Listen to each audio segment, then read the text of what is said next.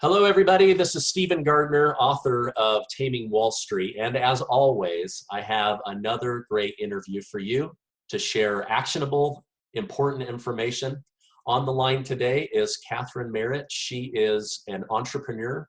She is one of the top marketers in the country. She's had a lot of experience in business, and she is here today to talk about how marketing and business ownership is the fast pass to financial freedom. Kathryn, thank you for being on today's interview.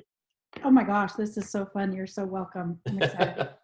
All right. Well, and thank you again. I appreciate this. Let's just jump right into this. Why do you think that business ownership and understanding how to be the one in control of your own economy, why do you think that that is the path to financial freedom? Well, so because it has been for so many, right? Whether you're a single business owner and you do everything yourself, like for example, I know a gentleman who makes documentary films. He's obsessed with shamanism and ancient healing, right? And so he's researched it and documented it on film, and he does his website and he sends emails and he promotes on Facebook, and he makes a really, really beautiful living. But if you think about it, what pays most of us is someone else's business, and we're doing the work for them and they're becoming financially independent, right? So I have a bias though, because I'm really unemployable. And so I have to believe that owning your own business and and knowing how to control your own destiny is the way to be successful, because that's how I live, right? But I learned a long time ago that what most of us think is security, if you take the majority of the people that you talk to, or the majority of the people in the world, and say, where does security come from? Well, if you have a secure job and if you have secure finances, and so if you take the safe, secure route and you go to work, like one of the safest, most secure professions in the world is to be an accountant. Study money. Everybody needs their money accounted for, right? Be an accountant, be a CPA. It's very logical. It's very secure. And so you pay for schooling and you go to school and you become an accountant. And then the safest thing in the world is to go to work for what used to be one of the big five accounting firms, right? Like, you can see where I'm going. Yeah. And the safest thing in the world is to put your 401k money in their stock, in the retirement account. And you flash forward a few years and your retirement's gone and your job is gone and your living is gone because something in the economy shifted, right? So even the safest, most secure thing is not the safest, most secure thing. And we're in an economy right now where people have put their money away to be safe, and it's not. So what I learned is the only safety you ever really have is in yourself. The only investment that really ever pays great dividends is in yourself. Yeah. The problem with that is, the good news is you're in charge, and the bad news is you're in charge. Yeah. Well, I know just recently you had an opportunity to be involved in interviewing Robert Kiyosaki. Yeah. And a few years ago, he said something, and it took a minute to sink in. He said, the greatest risk going forward will be being an employee. And I thought, that's crazy. He's, he sells coaching, and now 10 million people have filed for unemployment, and they're scrambling, waiting for the business owners and the entrepreneurs to figure out, how do we reinvent ourselves? How do we move forward? And so there's this risk of being too dependent on somebody else's ideas. You introduced me to Ayn Rand and Atlas Shrugged, right? Like 10 years ago. One of my ago. favorites. Yeah. And I'm sure you'll probably remember the guy's name. I can't remember. He's like the Playboy, Francisco. Yeah. Okay. Yeah. I think that's his name. But anyway, he purposely burns his company to the ground just to show people, don't be dependent on me for your money. And anyway, that has always stuck with me. So talk a little bit about this idea of, 'cause I think even in business ownership, in anything, one of the greatest skill sets you can have is being a good salesman and Mm-hmm. being good at marketing. So maybe let's talk about that for a little bit. Yeah. So I didn't start out my professional career as a business owner. I actually was very scared of it. And I think I don't like to often talk about that because it makes me feel weak, but it's the truth. Like I was halfway there, right? So I spent most of my professional life on commission. I ate what I killed. So in a way, I owned my own business. My own business was me selling, right? And I was able to take jobs where it was based on my performance, and luckily I was really, really good at it. And so I kind of got a lot of those principles, right? I don't want someone else controlling what I earn. I want to control what I earn. Um, and and so I spent a couple of decades as an avid reader and total dedicated geeked out student on sales. Um, and I love now that people like Grant Cardone are coming out and saying, you want to learn how to sell, go knock doors. You want to learn how to be successful, go make sales, right? Because the principles are there in a small scale, to building something. And obviously he's going to say that's where he started, but a lot of really successful people did start in sales. Yeah. I have a friend that's an air traffic controller, um, you know, works for the government. And he came to work for me 2 years ago as a salesperson, and he was killing it, like making everybody else look like they were standing still. And I said, what motivates you? And he said, and this is when he told me, I'm an air traffic controller, but Grant Cardone said, if you want to learn about sales, go knock doors. So I am. And so few people are really able to be students like that, Yeah. So I learned how to sell. And I'm not talking about manipulate or, put people at risk, but I really learned how to take action and communicate and find out what people want and listen to them and ask the right questions. My sales style is very different than most people's. I'm talking a lot right now, but usually in that process, I don't talk a lot. I ask a lot of questions. I Yeah. understand. And that bled into marketing. And the reason I'm really good at marketing is I do not believe at all in awareness. I don't believe in making people aware. I believe in taking action. I believe in conversion, right? Actual direct sales. I'm a hardcore direct sales person. Like the example I give is there was a billboard for like 3 months on my way to the office, which we don't do anymore, but on my way to the office, there was a billboard and it was Sprite. Everybody knows what Sprite is, right? So if you ask me, are you aware of Sprite? Yeah, I'm really aware of Sprite. And in fact, I get reminded of it by this giant bottle on a billboard every day. Yeah. I'm not going to buy it. I don't think awareness uh, creates action. Need and filling need creates action. And so that's really where I went. So that really informed my marketing.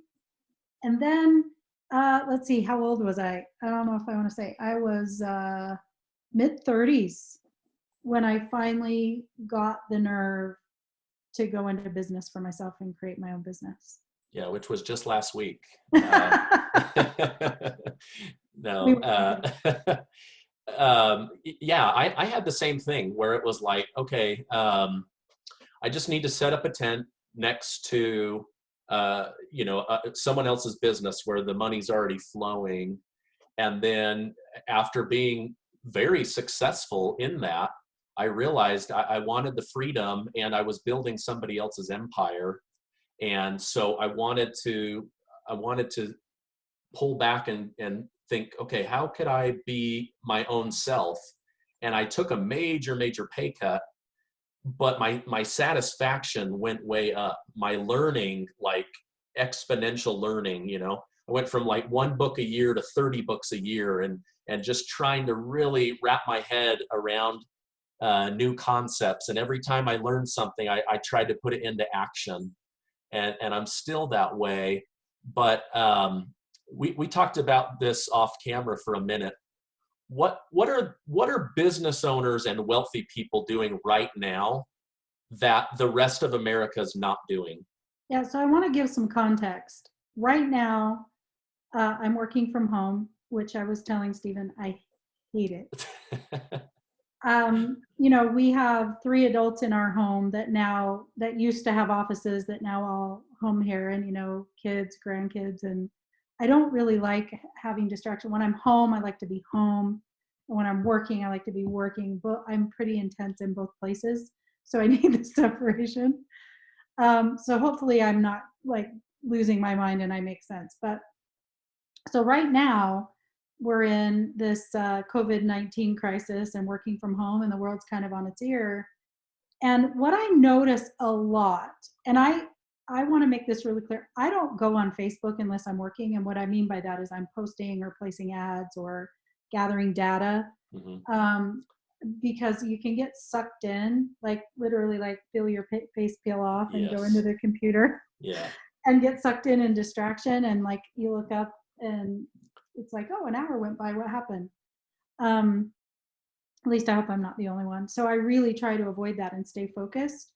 But what I notice is going on when I'm out there looking is there's a lot of people focused on coping right now, like coping skills and how to get by, and humor, a lot of fun, and a lot of like, I can't stay out of the refrigerator, and what did you just binge on Netflix? Like there's some big thing right now about some tiger or something that I don't want to know about it. But anyway, but what I'm noticing, because I'm in some pretty high level networking groups right now, is that this is the time people are building. One of my favorite people, Mike Dillard, sent out an email, early in this crisis, maybe 2-3 weeks ago. And he said, what people are asking me what I think of COVID-19 and what I'm doing. And he said, so what's going to happen? He said, the answer is, I don't know. But what I can tell you is what I'm going to do. Yeah. I'm going to build. And that's really what I'm noticing is they're saying, okay, do we need to retool? What skills do I need to learn right now? I've got time right now. A lot of successful people are saying, how many times I've said, if I had 30 days, I would. Yeah. If I had a week, I would. If I had some time and I wasn't traveling so much, I would do this. They're doing it. They're reading more than ever. I'm on more Zoom conferences and Mindshare and masterminds than ever. And some really smart people are doing some really smart things. They're becoming proficient in other things. They're picking up other professionals for pennies on the dollar right now. They're picking brains. They're not thinking, okay, how do I survive this for the next 2 weeks or 2 months? What they're thinking is, where am I going to be in a year? Where am I going to be in 5 years? And what patterns can I draw on for the strategies for now and for a year from now and from 5 years from now? And what I notice is these are the wealthy, these are the successful, these are the people that have built really great, solid businesses, names you've heard of. Yeah. Names you probably follow. Yeah. And then you've got this kind of middle of the bell curve bunch of people who are, how do I get through the next couple of weeks, right? How do I get my toilet paper? That's a huge switch in thinking, right? And you can binge watch on Netflix, and I'm not saying it's bad. Like sometimes the brain needs a break. Yeah. And so I'll say, okay, so for this hour, I'm going to eat my dinner and I'm going to watch something mindless, but then there's parameters around it, and then I'm back. Yeah. But you can take the same amount of time and learn how to build a website, or learn how to write copy, or learn a sales skill. There's so many people are offering resources right now for free. Yeah. And I love the information. It makes you better, little bit by little bit. So Yeah. my goal is, how do you come out of this whole thing, better physically, better financially, better spiritually, better emotionally, and a better business owner. Yeah. Those are my goals. Yeah. I told my wife, I said, you know what I don't want to come out of this is somebody say, what did you do during the quarantine? And my answer is, I read 900 hours of Facebook. Like I told her, I got to get back to listening to my books and, reading my books, doing my YouTube lectures, and just like, I want to come out of this ready to rock and roll. It's about purpose. So here's what's interesting. We've lost our purpose. Yeah. So by losing our daily rhythm, we lose our purpose. Our purpose now is our purpose has shifted from whatever, physical, emotional, financial we had. Our whole collective conscious has shifted to survival. Yeah. And we just don't, we can survive there.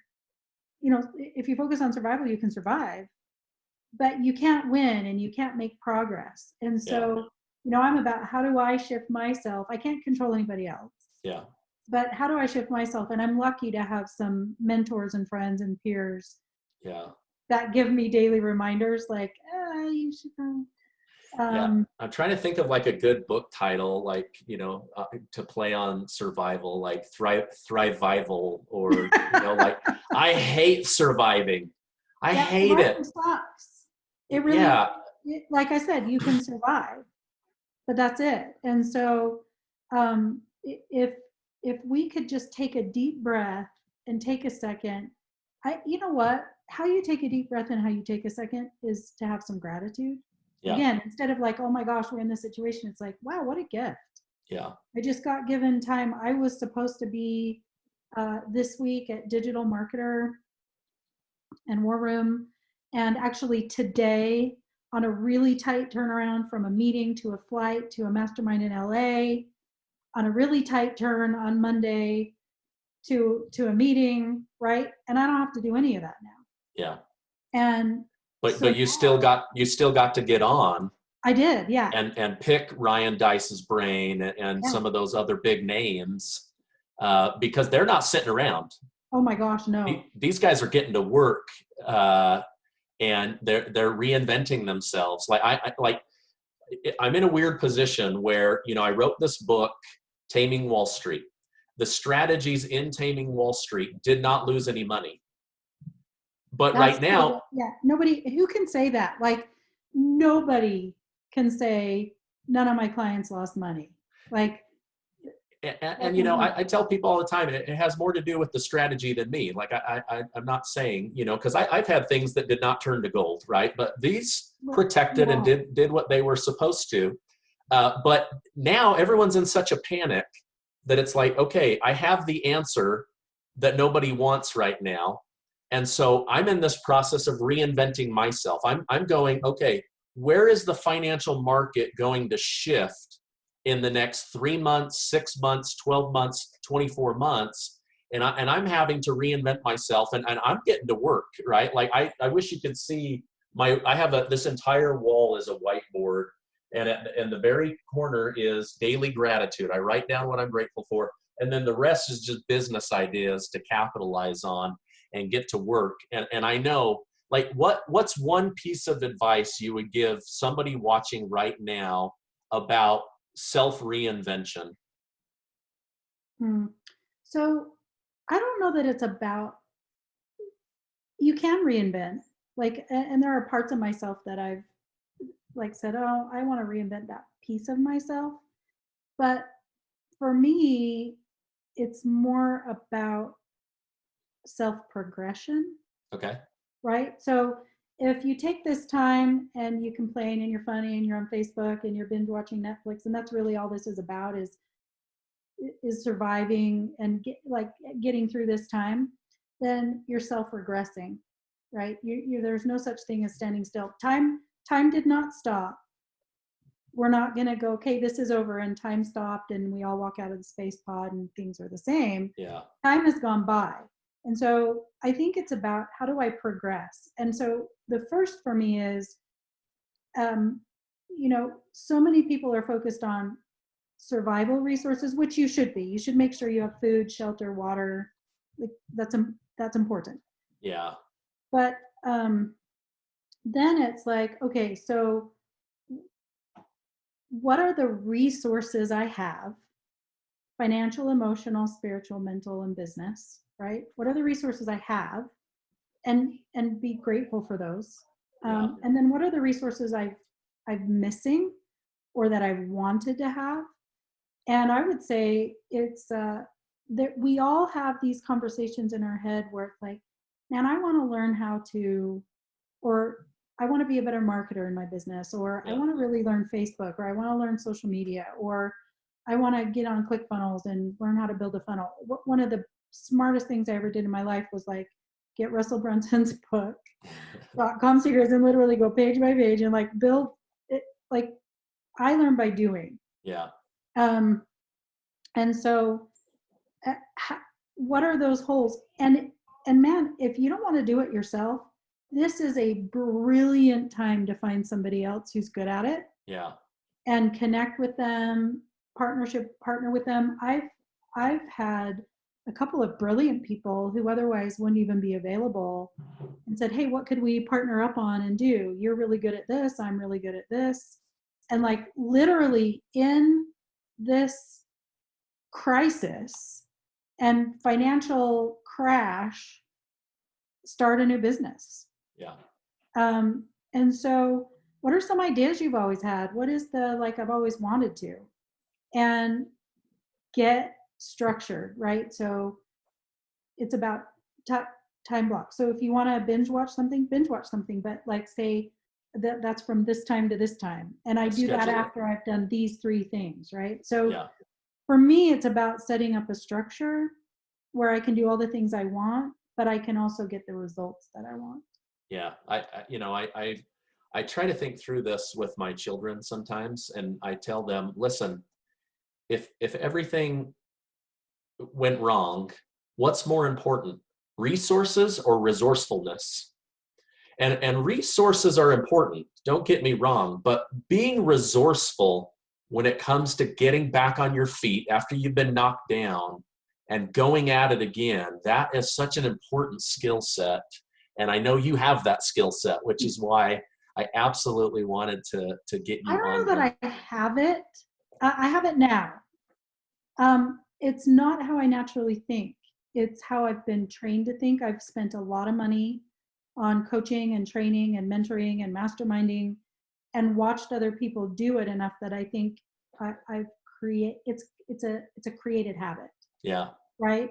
What are the resources I have and what are the resources I need and how can we make that work? Yeah. I have a marketing client right now who is a brilliant coach, like incredibly good.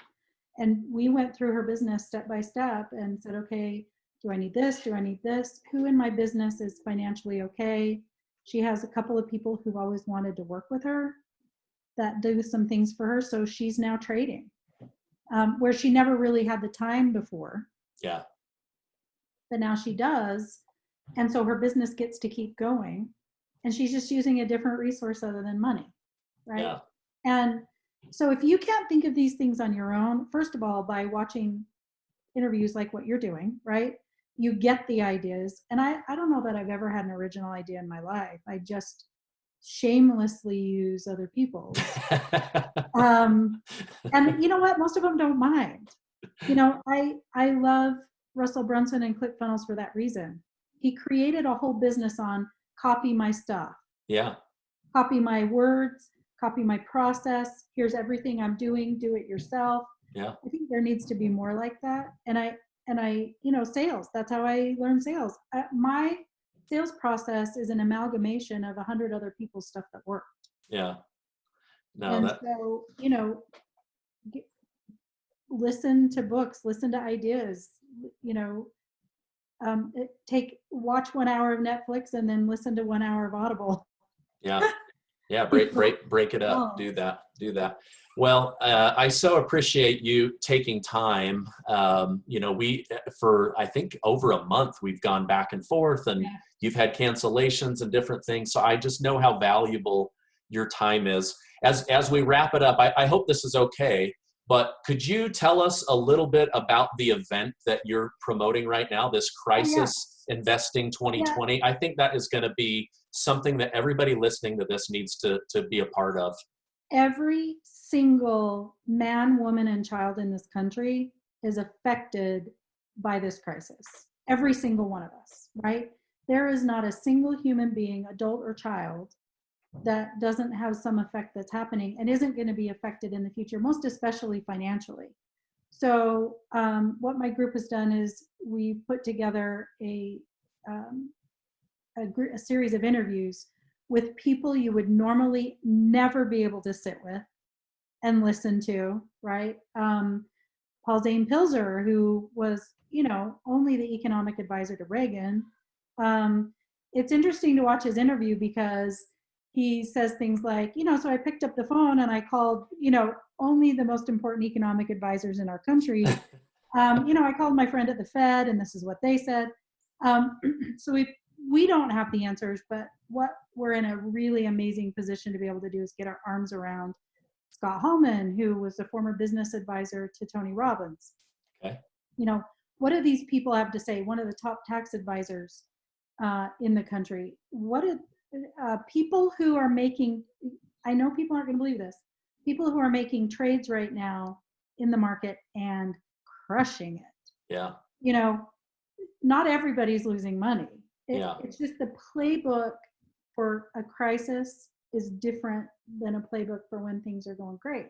So we put together, it's called Crisis Investing 2020. It's crisisinvesting2020.com. Okay. We put a date on it because none of it is applicable for any other time than probably these next 90 days.